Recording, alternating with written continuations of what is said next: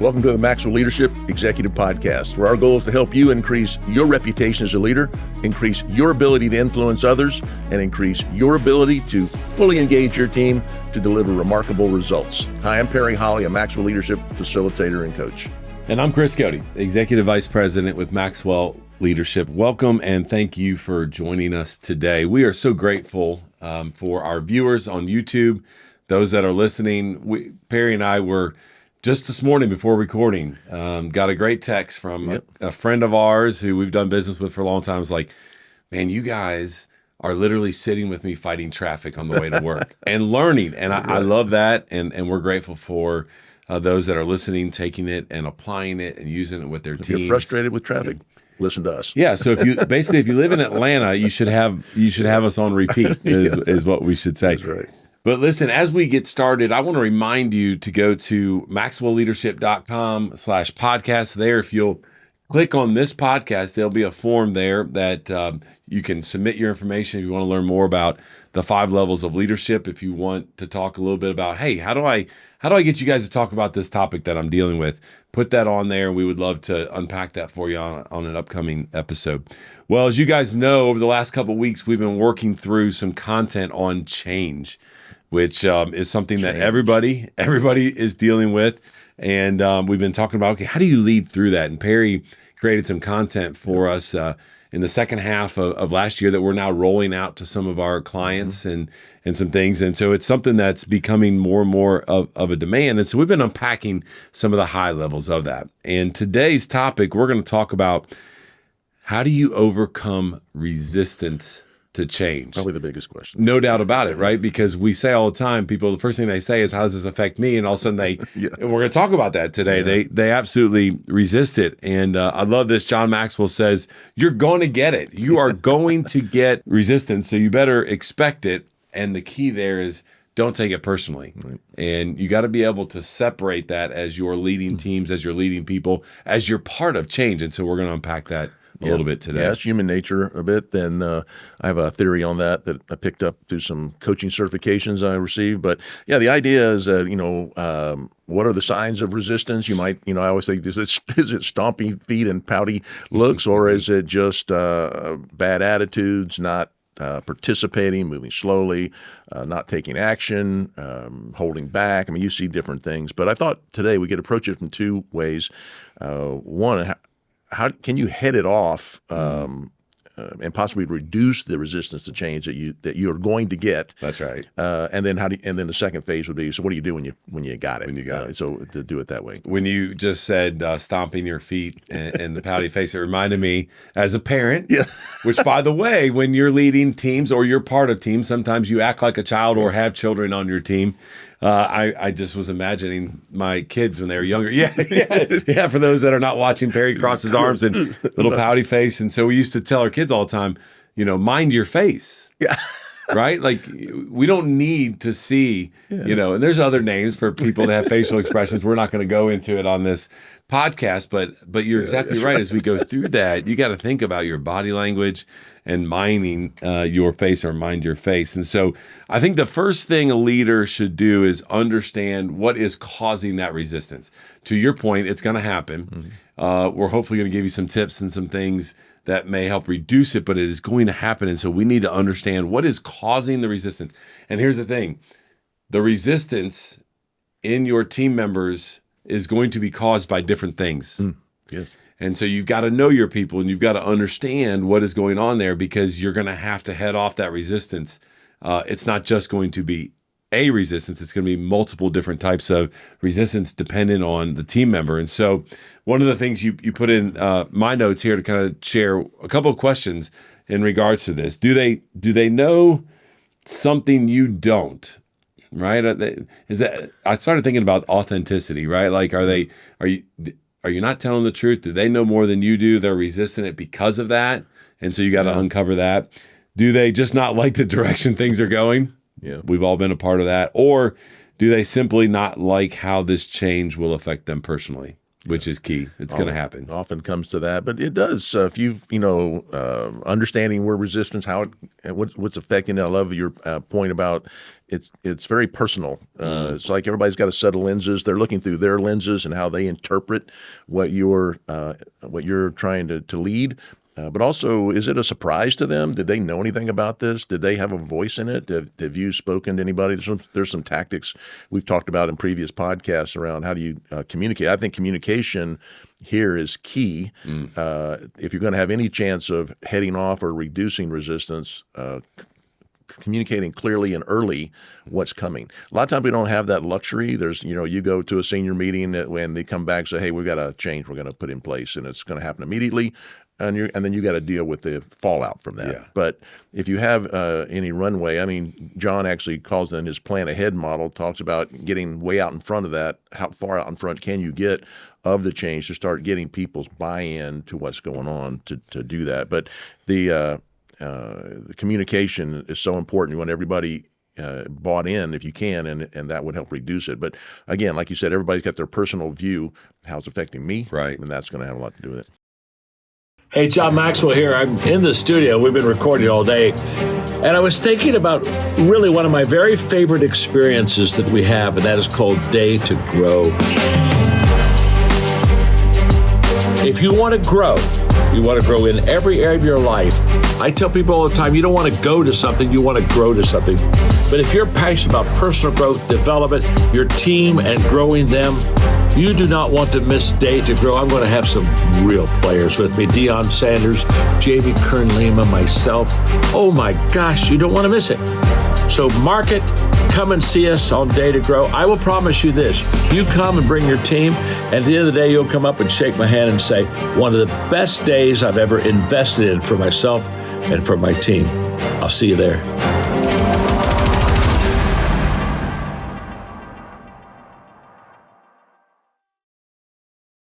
Yeah, often as leaders, you're going to be privy to the information before they are, without a doubt. Sometimes you might not have the opportunity to your point, get out early ahead of what the change is coming and begin communicating, begin dropping information to them. But if you can, Perry brings up a really good point. If you can, you've got to do it early and you got to do it often. I love to think in word pictures.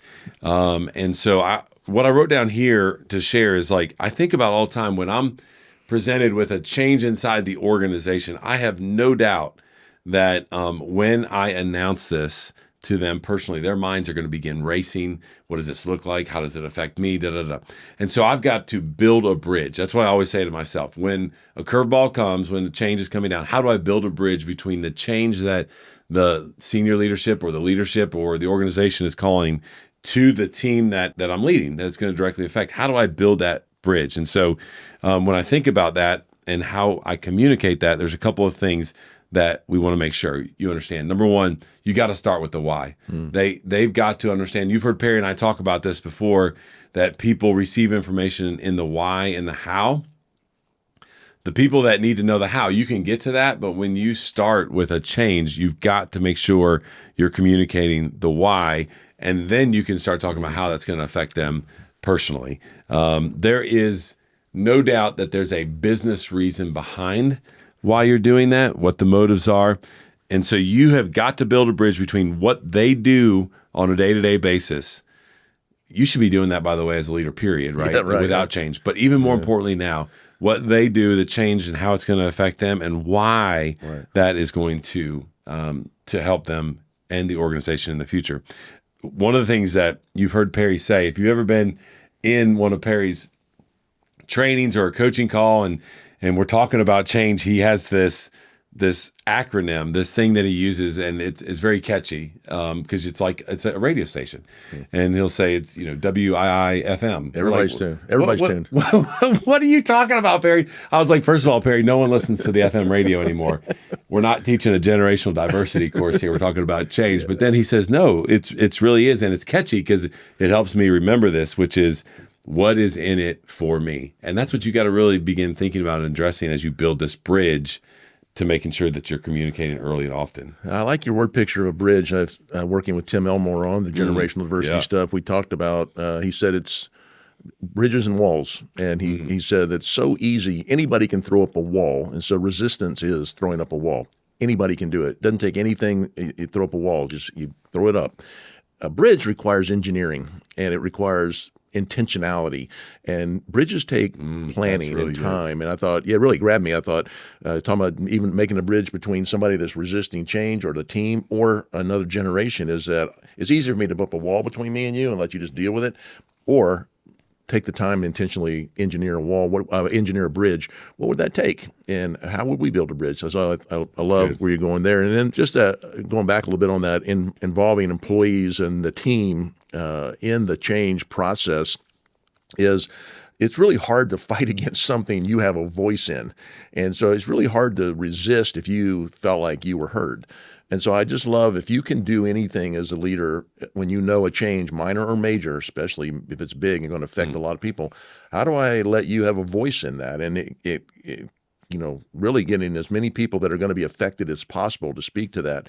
I know you do this when we were talking about our different ways we can move forward with something.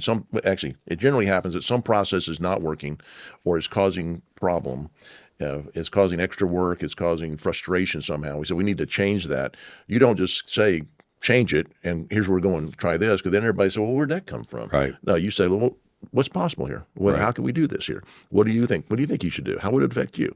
And all of a sudden, people start speaking into it. Then when the decision's made, it's really hard to say, I hate this. Well, that's right. You voted on it. Yeah. You had a voice. Yeah. You had a voice. Yeah. Reminds me of, so that's the first step, right? Is like, just get ideas from the team, allow them to speak into it.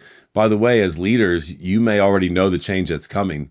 Doesn't mean you still don't need to go about doing this process, because you can take what you're learning inside that room and report it back up to the leadership team to make it even better, right? And that's something that we're really big about. But it reminds me in some training that we do in our 21 laws of leadership, which we were just talking about before we got started. Perry's going to be on the road again next week doing some training with them, where you go through an exercise of this or that, and you paint two scenarios and you make them choose. Yeah. And then people get frustrated and they're like, well, this is a trick question. We're like, no, you have to pick one and then defend it.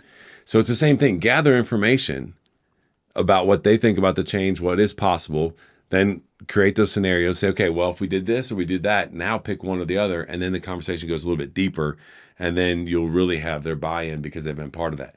You're not going to always have the time to do that. Sometimes you're going to have to build a bridge faster than that will allow. Yeah. But I think that if you could do that, to your point, and involve them in the change process, it'll be key. And especially with your influencers on your team. There are, you guys can think about the teams that you're leading, the people that you do life with, do work with every day. Some of them have more influence than others, and you need to be aware of that. The other thing that we want to talk about is provide incentives and rewards for milestones hit along the way. All right. So let's go back to this bridge example that we're running with right now.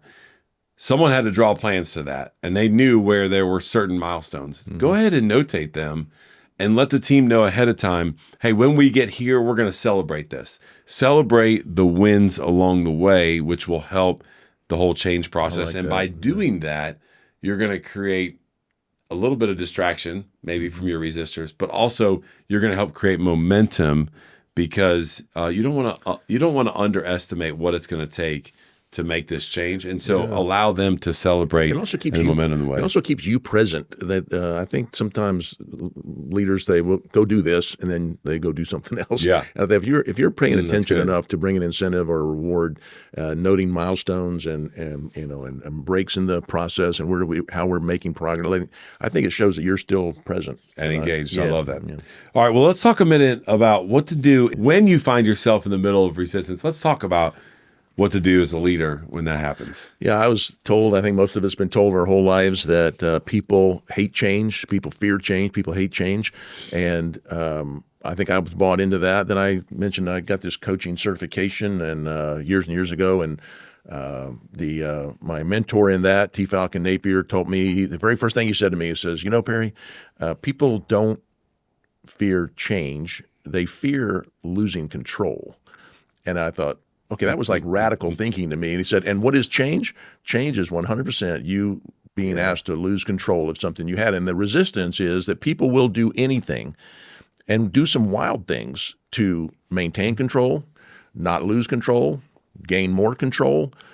When you say we're changing, I feel pretty comfortable with what we're doing, and now you're saying now we're changing that. You have this rush of how's this going to affect me, and I'm gonna lose control. And I just think when I started looking at it that way, that people will do a lot of strange things to stay in control. I thought that started making sense to me. I thought now I can address things. How can I help you with control? Yeah. Are you saying that we're all control freaks? Okay, I own that, right? At some extent we are. Yeah. Some more than others. And so without change, to your point, I definitely feel in control of my life and my work. But when that happens, I will begin to resist it because I'm not in control. So this is where, and I've heard you talk a lot about this, the tension management is what we really need to do. So let's talk about this for a few minutes about managing the tension in the team when you're feeling that resistance. Yeah, so when the saying that T. Falcon taught me was, she said that people pay attention to where their tension is. So when you announce a change process, you announce we're going to make a change, large or small, it raises some level of tension. And so what I love about the simplicity of this thinking, it's simple, but it's not easy sometimes, is two words that he asked me to think about, especially in coaching. If you're coaching someone and they're not taking actions, they're resisting the direction you're going, think about these two words. And the two words are challenge and ability. And so whatever you're asking them to do, I'm saying, Chris, I want you to do this completely new process. I know you've been doing it the other way, but we're going to change how we do it. Got these other checkpoints. And you go, well, how's that affecting that? I'm feeling like I'm losing control. You say, well, why would we do? You start to press back. You're going to resist me. I would say, okay, with the two words. What are the two words? Challenge and ability. What is Chris's perceived ability to do what I'm asking him to do? High or low? What is Chris's perceived challenge of doing what I'm asking him to do, high or low?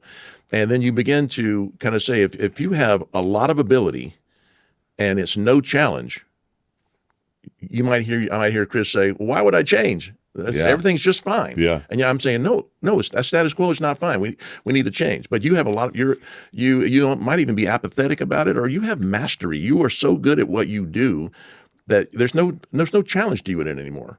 But then I thought, well, what if I could raise, we started thinking, how can we affect that? But what if you say what I'm asking you to do has a lot of challenge and you have no ability? That's a whole different place on the scale that says now you could actually be freaking out thinking, oh my gosh, how am I going to do this? I have no ability and the challenge is high to do that. So when I started putting these frames that everybody pays attention to where their tension is, can I figure out where their tension is based on these two words, challenge and ability? I remember one of our first ever coaching conversations that you and I had. You used this illustration of your son mowing the yard. Yes. Right? And so just to flesh it out a little bit more, just share even that concept, the principles that you just talked about, share that in the concept of mowing the yard and how you use that when you were leading and influencing your son. Oh yeah. I said, I like to see the grass cut before I get home from work today. I come home from work. So good. I come home from work and the grass is not cut. And I say, son, why is the grass not cut? He said, I didn't have time.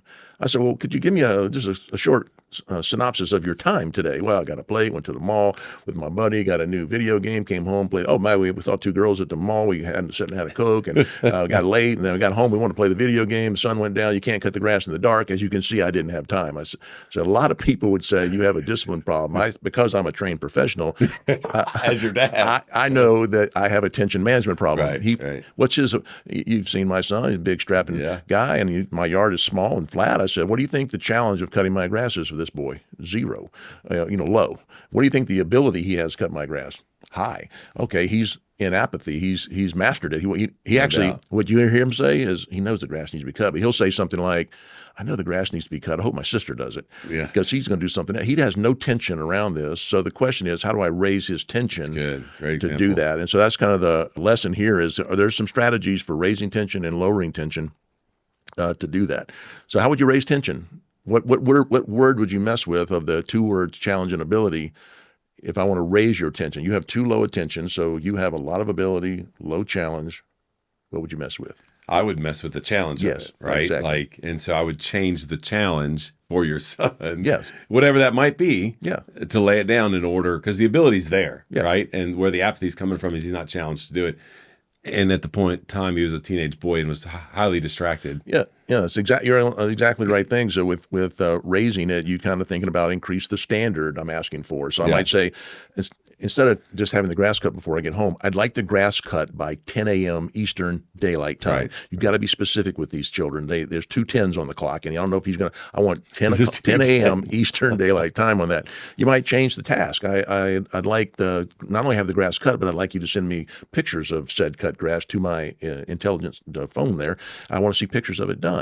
And then you might say boosting accountability. By the way, if I don't get pictures by 10:15 Eastern Daylight Time, I will take away your Xbox. You'll never play Xbox in my house again. Yeah. And he goes, so what do you think happened? Yeah. Yeah. Phone blows up at like 9:30, way early, and great pictures. I think he had a ladder, showed me the totality of the cut. He got down on a Probably crossed ground level. Yeah. Showed me the quality of the cut with the ground level view. So He good. showed me the trimming and the blowing of the. I didn't even ask for trimming and blowing, but I got extra because I was able to raise his level of tension good. around increasing the challenge.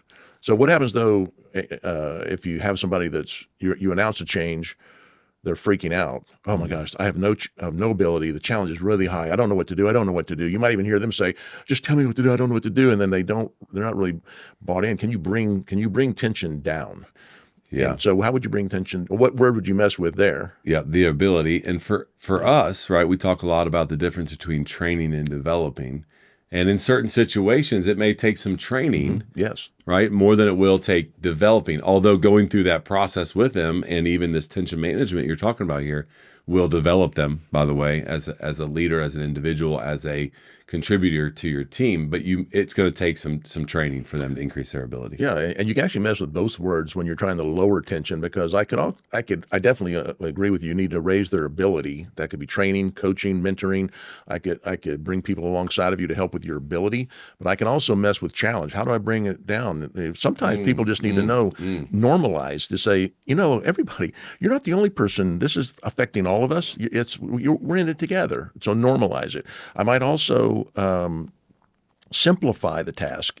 So I know this looks like a big, hairy, audacious change, but let's just focus on this one thing now, and then we'll do the next thing and do the next thing. So a lot of people look at it's just so big, so much, too much that they freak. And you think, hey, what if I bring the challenge down, the ability up? Can I get you to a threshold of activation where you'll actually take action? Yeah. And that's the goal, is I want you to take action on the changes we're doing, either personal in a coaching context, which is how I use it a lot, or as a team, as people are freaking out, I need to just pay attention to tension, because that's how they're going to react to do that. That is a ton of value right there for you leaders that are maybe getting resistance for change, or when you do get it, think about those 2 words that we just unpacked for you about the ability and the challenge, and evaluate. We started off the conversation today by saying you're going to have to lead people differently through change. They're going to resist it for different reasons. Perry just really kind of laid out a roadmap for you to really unpack where it is that they're struggling, and you're going to have to balance and manage that tension. So as we wrap up, one of the things I was thinking about is, well, what if I'm on the other side of the resistance, right? What if I'm a team member listening right now?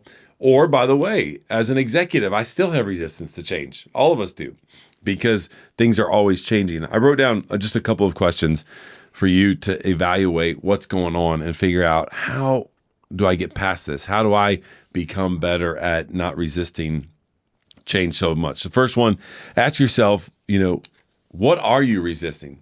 Not why, but what are you resisting? Be specific and be honest, and then just focus on what you can control. I think that's really, really key. Good. Second one was, to our point about losing control. Are you fearful of losing control? And what's the worst case scenario if you do lose control? The third one was adopt a learning mindset. One of our values here is that we are adamant about growth. Well, growth comes in multiple different ways. It comes from listening to Audible. It comes from reading books. It comes from listening to our podcast. It also comes from experience. Hopefully, yeah. It also comes from experiences. So understand that you're going to learn some things and have a learning mindset through change. And then finally, ask yourself this question: what would I do if I wanted this change to work? Oh, that's good. Right? Because you go, I'm not doing this. But if you sat back and you said, okay, if I wanted this change to work, what would I do? You'd be amazed at where your mind goes and some of the ideas that'll come and how it can change your perception and your reaction to change. I love it. Well, great stuff. And if you want to know more about there's a learner guide for this. It's also, you can learn about our offerings. You can learn about our other parts of our podcast family that are available. You can do all that at maxwellleadership.com/podcast. You can also leave us a question or a comment there. We love hearing from you, and we're very grateful you'd spend this time with us today. That's all today from the Maxwell Leadership Executive Podcast.